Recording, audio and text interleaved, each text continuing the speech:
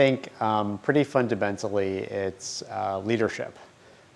And we're talking, of course, in 2026, so following the second U.S. withdrawal from the Paris Agreement on climate change, as well as the first U.S. withdrawal from the United Nations Framework Convention on climate change.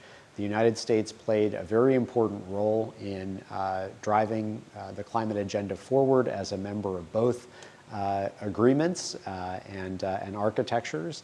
And so the withdrawal of the United States from both of those really leaves a profound gap in the global governance of climate change that so far at least we have yet to fill. Although speaking of China, certainly a lot of voices are looking to China as the world's largest emitter and second largest economy to provide some of that leadership. And a lot of my recent work has been trying to understand to what extent that can and will in fact happen.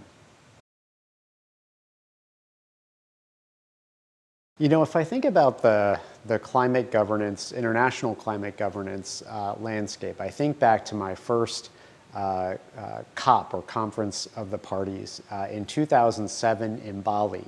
And then I've attended, I guess, 5 of these conferences since then, combination of as an academic and as a researcher, as well as in the case of Paris as part of the US government delegation. And one thing that I've observed over that length of time is the growth in just the number of stakeholders and both the volume and quality of the conversation around climate change that we've seen since those relatively early climate conferences into the present.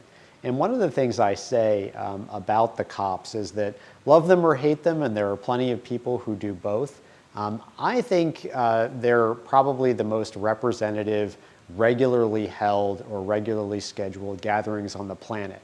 And there's something extremely inspiring about going to these conferences and seeing the range of people that come, that show up from around the world, from most all walks of life and most all corners of the globe, to at least notionally talk about climate change. And I think what that signals is, in many ways, the international community at its best, the ability to convene people from around the world and from really as broad a segment of the world's population as I think you can reasonably hope for, to talk about really critical issues that affect everyone.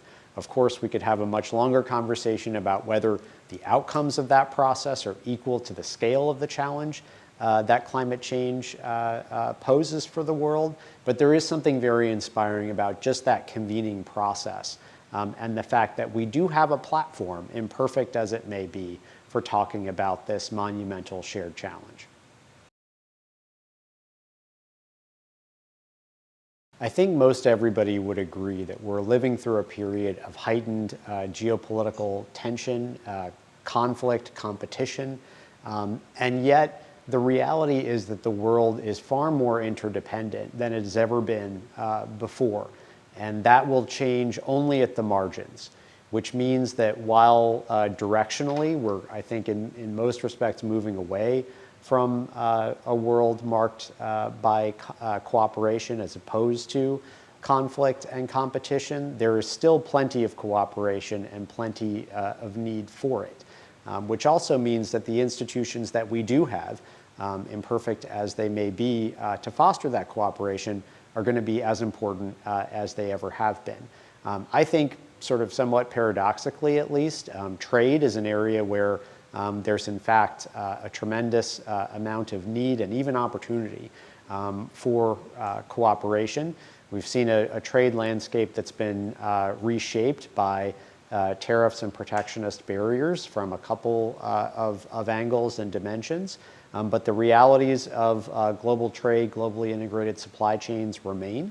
And I do think there is a lot of opportunity to foster cooperation in that space, admittedly against kind of a new backdrop.